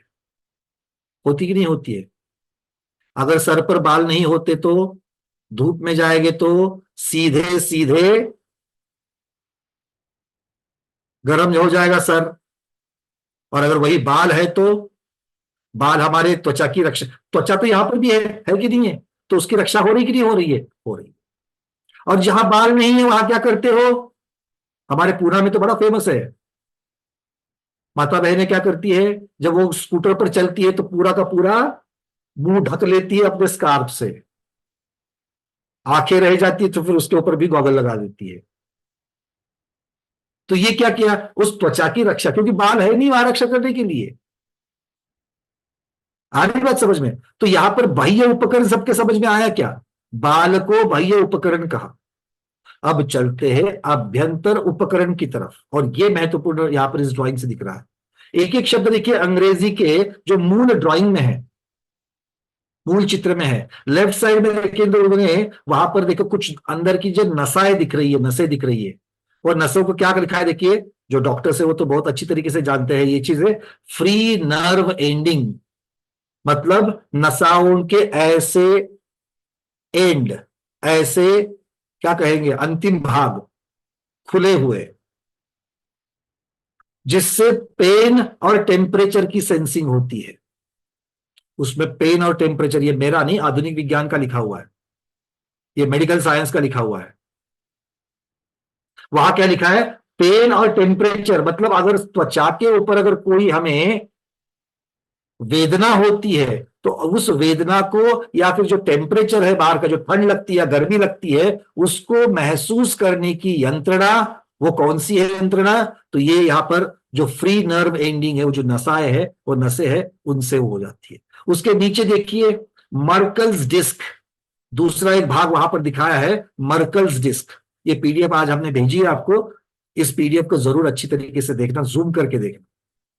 तो वहां पर जो उन्होंने छोटी छोटी वहां रचनाएं दिखाई है, और उसके नीचे लिखा इनसे टच, अर्थात इनसे स्पर्श का जो सिग्नल है वो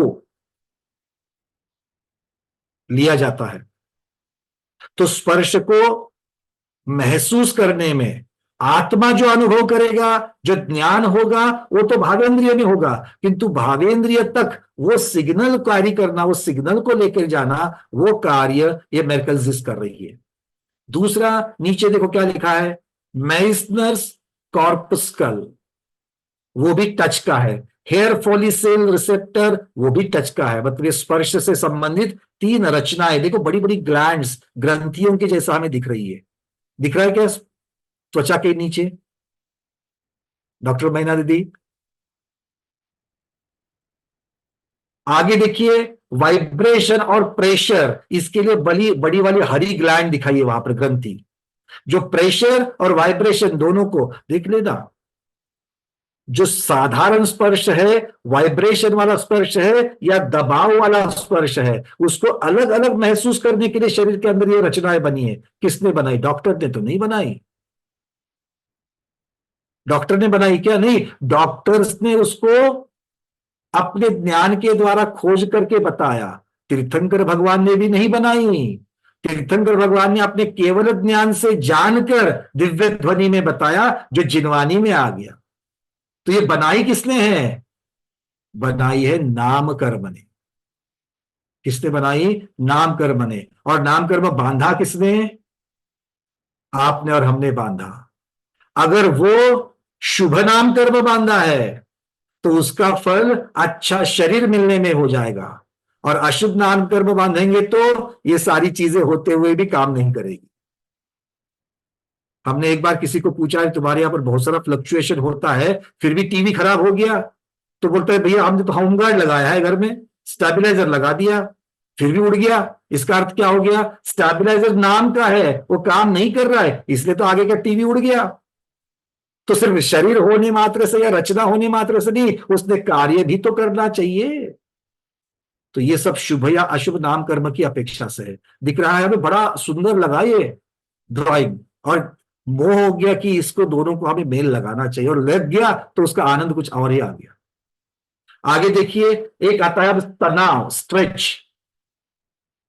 स्ट्रेच को महसूस करने के लिए 2 नीली ग्लैंड्स वहां पर दिख रही है। दिख रहा है क्या? दिख रहा है। इन सब को हम आभ्यंतर उपकरण कह रहे हैं। क्यों? क्योंकि ये सभी सहकारी रचना है, ये सभी रक्षार्थ रचना है, और ये अंतर्गत जटिल जटिल जटिल रचना है। इसको हमने अभ्यंतर उपकरण के अंतर्गत रख दिया। क्लियर हो रहा है?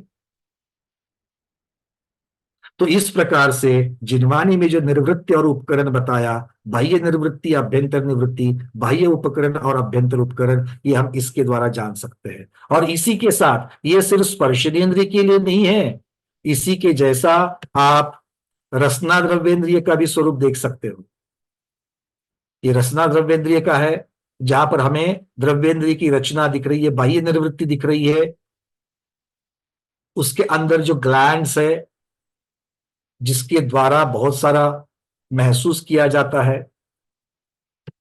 उसके बाद में सलाइवरी डक्ट्स है, देखिए जो हमारी जीवा होती है उसके नीचे एक पर्दा रहता है और उसके बाजू में वहां पर कुछ ग्लैंड्स है, कुछ डक्ट्स। डक्ट्स मतलब उसमें से अपनी जो लार है वो लार बाहर आती है। तो लार कहां से बाहर आ रही है? तो जीवा के नीचे दो डक्ट है। डक्ट मतलब क्या? ओपनिंग है वहां पर, उस ओपनिंग से आ रही है। ये जब देखा तब हमने तो कभी मेडिकल साइंस इतना नहीं पढ़ा था, क्योंकि इंजीनियरिंग ग्रुप लिया तो पीसीएम था, तो ये समझ अब थोड़ी सी चीजें समझ में आती है कि इमरजेंसी में कई गोलियां जीवा के नीचे क्यों रख जाती है ना? रखते हैं कुछ हार्ट अटैक के, ब्लड प्रेशर, किसी के इमरजेंसी के केस में रखते हैं, तो वो जीवा के नीचे रखते हैं क्योंकि जल्द से जल्द लार में मिल जाए और फिर वो अपने बॉडी में एब्सॉर्ब हो जाए। तो देखिए ये सारी रचनाएं जो है, ये सारी रचनाएं उपकरण की अपेक्षा से है, उसकी सहायता और उसकी रक्षार्थ की अपेक्षा से है। वो जो नीचे जो पर्दा है वो पर्दा भी उपकरण की अपेक्षा से दिया गया है। ठीक है, तो ये निर्वृत्ति और उपकरण की अपेक्षा से रचना है। जितना जहां तक दिखा सकते थे उतना दिखाया है। अब ये घ्राणेन्द्रिय की रचना देखिए। घ्राणेन्द्रिय में तो हमें बाह्य निर्वृत्ति दिख रही है, अभ्यंतर निर्वृत्ति कौन बनाएगा? कौन बनाएगा? आत्म प्रदेश बनाएंगे।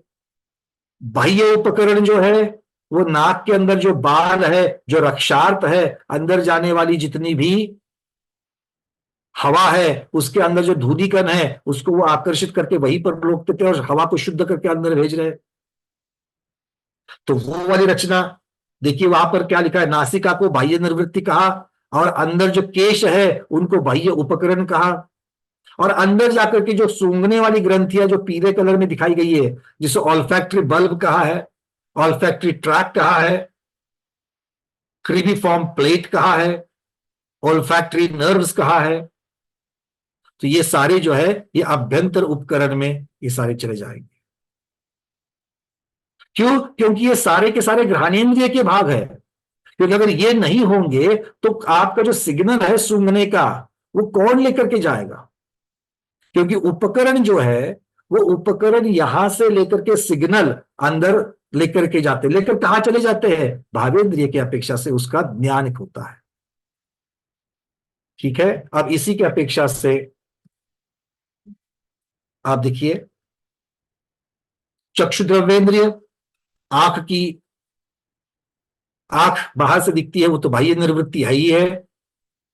जो श्वेत पटल दिख रहा है वो बाह्य निर्वृत्ति है। जो पलके है, पलकों के जो केश है वो बाह्य उपकरण है।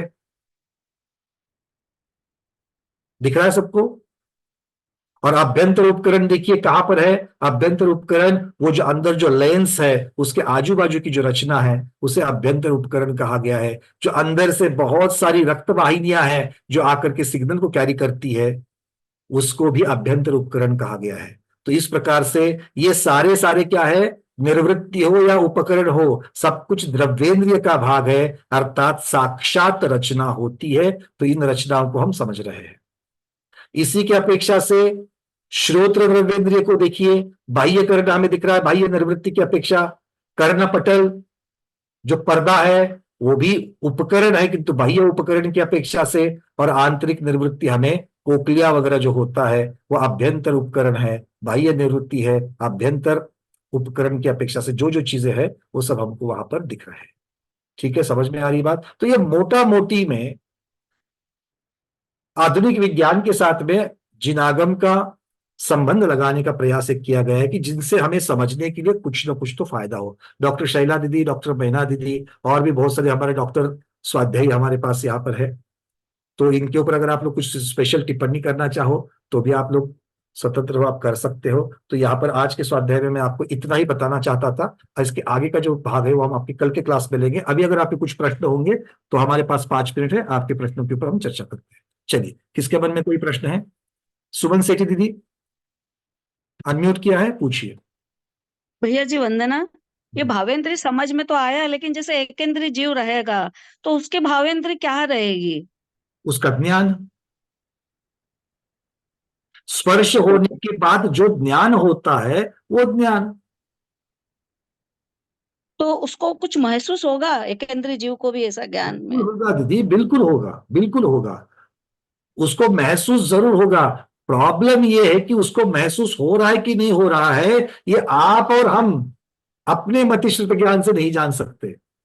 आपने पत्थर लिया और आम के वृक्ष के ऊपर दे मारा, हमको थोड़ी समझता है कि उसको क्या हुआ क्या नहीं हुआ, हम अपनी बुद्धि से उसका अर्थ लगाते हैं। वो पत्थर जाकर के उसके तने में लगा है, उसकी टहनी में लगा है, तो वो स्पर्शनेन्द्रिय उसको स्पर्श ले लेगी, और उसका जो ज्ञान है भावेंद्रिय की अपेक्षा से जो मतित ज्ञान है वो उसको बताएगा कि आघात हुआ है। अब आघात होने के बाद उसको उसके ऊपर किस प्रकार से रिफ्लेक्स करना है, उसको किस प्रकार से उसके ऊपर प्रतिक्रिया देनी है, वो व्यक्त हमारी बुद्धि की अपेक्षा से व्यक्त है कि अव्यक्त है, इसका निर्णय आज हम लोग नहीं कर सकते हैं, क्योंकि हम अपना ज्ञान उतना विकसित नहीं है कि उसको जान सके। केवली भगवान जरूर जान सकते हैं। देखो, अगर एक पत्थर मैंने किसी आदमी को मारा, या कुत्ते को भी अगर मान लो कि कोई बच्चा मार देता है, तो वो मारने के बाद में कुत्ता क्या करता है, उसके ऊपर अपनी प्रतिक्रिया देता है, या तो वापस मुड़ करके भौंकेगा, या तो फिर चिल्लाते हुए वहां से, वेदना से दुखी होते हुए चिल्लाता हुआ वहां से भाग जाएगा। तो हम उस प्रतिक्रिया को देख सकते हैं कि उसने उसको रिएक्ट किया, किंतु बाकी के जो जीव है वो कैसे रिएक्ट करते हैं हम उसको नहीं समझ पाते, क्योंकि अपना ज्ञान उतना विकसित नहीं है, पर होता जरूर है, यह पक्का। तो भैया जी एकेंद्री जीव के आप एक बार समझाएंगे कि उसका निर्वृत्ति और उपकरण क्या होगा? बिल्कुल, देखिए, उसके पास एक ही इंद्रिय है, स्पर्शनेन्द्रिय है। उसकी छाल जो हमको बाहर से दिख रही है वो बाह्य निर्वृत्ति हो गई, ठीक है। और उस छाल के अंदर अगर हम उसकी एक स्लाइस लेकर के अगर हम लोग माइक्रोस्कोप के अंदर देखेंगे तो जो जो रचना दिखेगी वो सारी की सारी उसके उपकरण की अपेक्षा से आ जाएगी।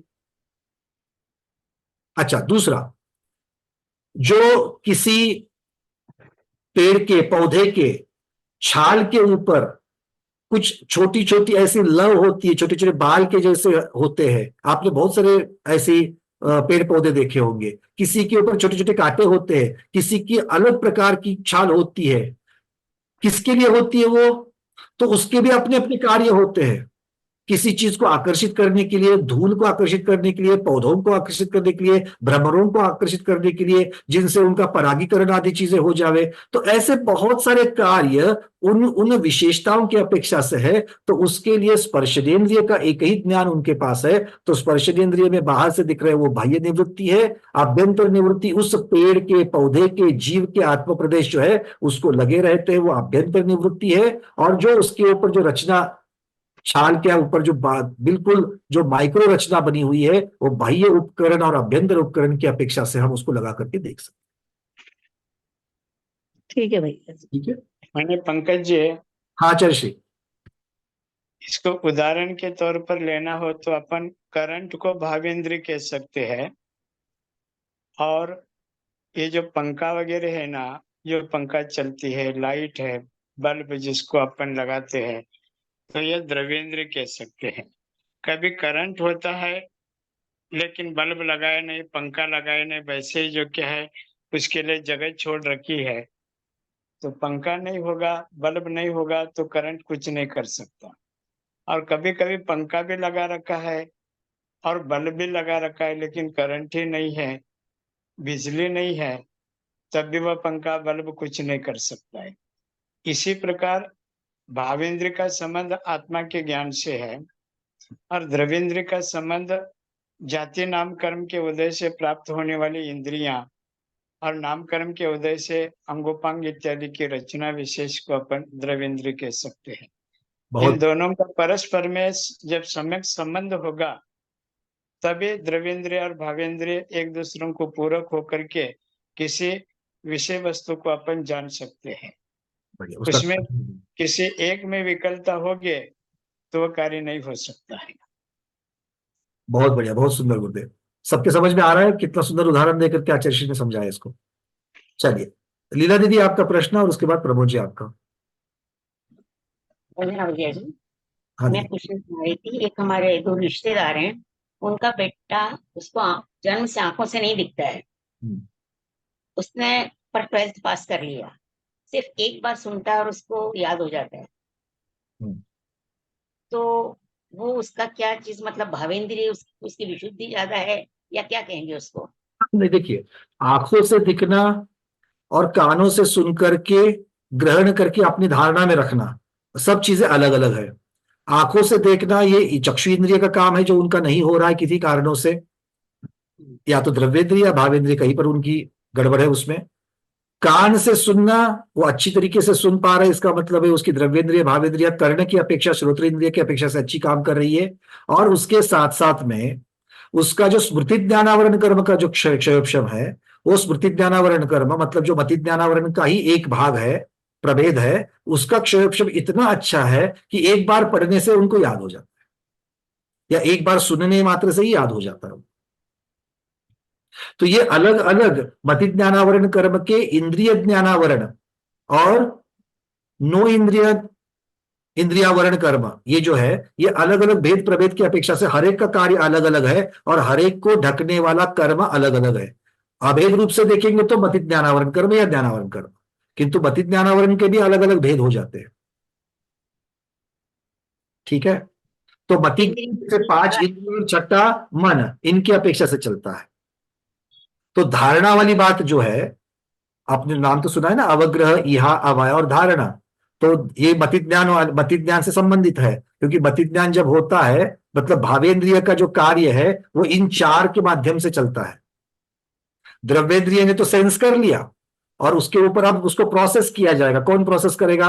भावेंद्रिय प्रोसेस करेगा। कैसे करेगा? अवग्रह, इहा, अवय, धारणा के माध्यम से प्रोसेस करेगा, और उसका जो अंतिम धारणा है वो डेटाबेस है, वो गोडाउन है। तो जो भी इंफॉर्मेशन आ गई वो उसमें स्टोर की जाएगी। अब ये स्टोर कैसा पक्का होगा? जितना स्मृति ज्ञानावरण कर्म का क्षयोपशम अच्छा, उतना उसकी मेमोरी अच्छी, उसकी धारणा अच्छी। तो वो जब भी आप उसको पूछेंगे उसके बारे में बता देगा।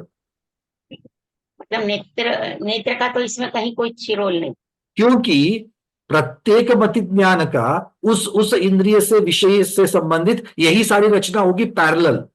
मतलब चक्षु के द्वारा जो ज्ञान होता है मति ज्ञान, उसके अवग्रह, यह अवय, धारणा की अपेक्षा से ये है। अब कहीं पर जो चीजें होती कहीं पर नहीं होती, उसकी अपेक्षा से आगे वर्णन आएगा ज्ञान मार्गणा में कि कहां पर मन में और इंद्रिय, चक्षु इंद्रिय स्पेशल है। स्पेशल मतलब वो किस प्रकार से कार्य करती है।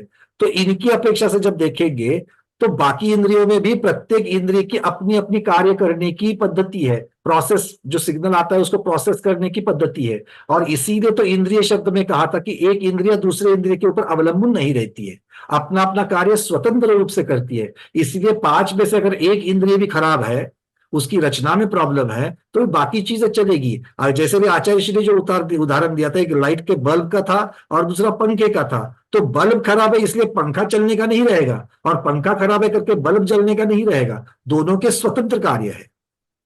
ठीक है ना? तो इस प्रकार से सभी इंद्रियों के कार्य स्वतंत्र है, एक इंद्रिय दूसरे के इसमें बाधा नहीं डालेगा। मतलब इसको अपन नेत्रों से संबंधित कुछ नहीं कह सकते। इसका नेत्र के साथ संबंध नहीं है, क्योंकि नेत्र का अवग्रही अवय धारणा अलग चलेगी, कर्ण की अवग्रही अवय धारणा अलग चलेगी। नेत्र की तो है ही नहीं। हाँ, इसके हिसाब, नेत्र के हिसाब से तो है ही नहीं कुछ भी यह धारणा। अब क्योंकि नेत्र की अपेक्षा से अवग्रह जो है, अवग्रह तब होगा जब दर्शन होगा, तब जाकर के अवग्रह होगा, या जानने की इच्छा उसके बाद होगी, या फिर जो दिख रहा है उसको स्मृति में वो रख देगा धारणा में। ये चीजें हो ही नहीं रही है, क्योंकि वो क्रिया ही नहीं हो रही है अभी वहां पर। तो किंतु वो नहीं हो रही क्योंकि कर्ण से संबंधित क्रिया नहीं होगी, या वो जो खा रहे हैं उससे संबंधित नहीं होगी, ऐसा थोड़ी होगा। मतलब जो कर्ण के उसके जो क्या बोलते हैं, वो ज्यादा विशुद्धि है, या क्या बोलेंगे उसको, या उसकी भावेंद्रिय, उसका कर्म अलग है। कर्ण वाला श्रोत्र इंद्रिय को आवरण करने वाला श्रोत्र इंद्रियावरण कर्म जो है वो अलग है, चक्षु इंद्रियावरण कर्म अलग है। पर वो मतलब वो ज्यादा काम कर रहा है और ये कुछ नहीं काम कर रहा है। बिल्कुल, क्योंकि कर्म अलग है तो उसका क्षयोपशम अलग अलग है ना? लेकिन इतना ध्यान रखना पड़ेगा, मेरी आवाज आ रही? आ रही। ये प्रश्न शायद लता जी का है, शायद लीला जैन दीदी। लीला जी का है। तो कोई जन्मता अंधा है समझ लीजिएगा, तो उनका आंख अगर काम नहीं करता है तो इसका अर्थ वह चारेंद्रीय जीव है ऐसा नहीं कह सकते, क्योंकि द्रव्येंद्रिय में फॉल्ट है। भावेंद्रिय जो है ना, क्योंकि नेत्र ये चौथा इंद्रिय है, कान से वह सुनता है, ये कान ये पांचवा इंद्रिय है।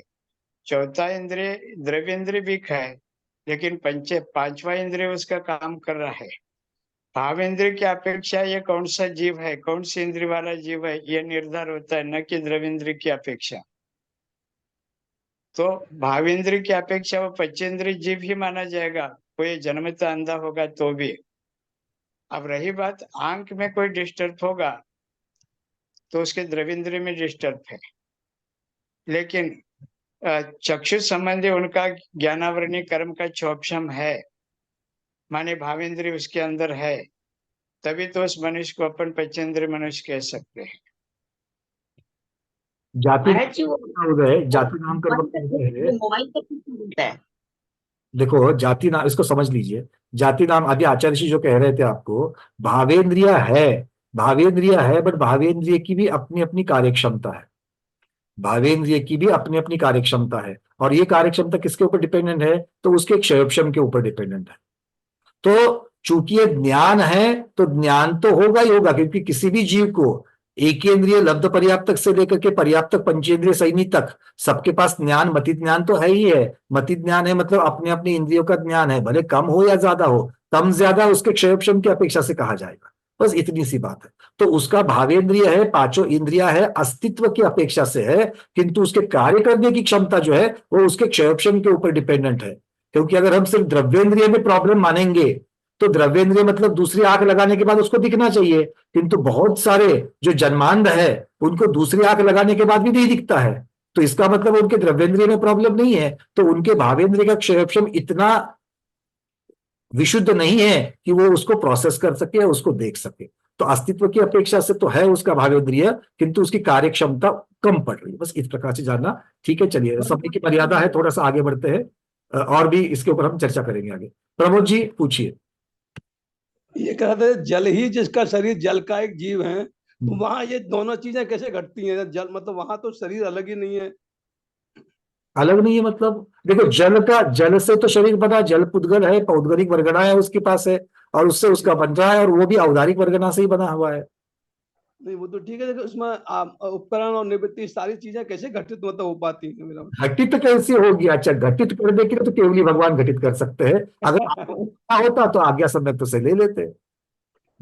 मतलब ऐसा कोई अभी वैज्ञानिक नो में ऐसा कोई मतलब रिसर्च किया नहीं है उसमें भी? जो वैज्ञानिक अभी तक तो पृथ्वी, देखो जैसे जगदीश चंद्र, मैंने अभी ध्यान सागर महाराज के कुछ प्रवचनों में इसको भी मैंने सुना था कि जगदीश चंद्र बोस जी का जो उनकी जो जितने भी रिसर्च थे, तो उस वनस्पति इकाई की अपेक्षा से तो वो पूरे दुनिया ने एक्सेप्ट कर लिया, क्योंकि उनके पास अच्छे अच्छे रिपोर्ट्स उसके ऊपर बने थे, ऑब्जर्वेशंस बने थे। किंतु उनके पास जो उपकरण था, जो यंत्र था, जिसके 2 प्रोब के माध्यम से उन्होंने पृथ्वी इकाई के ऊपर, मिट्टी के ऊपर भी उन्होंने प्रयोग किए थे, और उनने उनको अपने इसमें कंपन पाया था उन्होंने। मतलब उनको स्वयं को जगदीश चंद्र बोस जी के अगर नोट्स देखे जाए तो उन नोट्स में उन्होंने स्वयं पृथ्वी का एक जीव को माना है उन्होंने, कि पृथ्वी में भी जीव है। भले उन्होंने पृथ्वी का एक, पृथ्वी काय, पृथ्वी जीव ऐसी नहीं लगाया है, पर उन्होंने पृथ्वी में भी जीव होते हैं या पृथ्वी में भी जीव होता है, ये उन्होंने माना है। किंतु वो इतना, उनका जो रिसर्च है वो इतना सक्षम नहीं था कि वो पूरी दुनिया उसको एक्सेप्ट कर सके।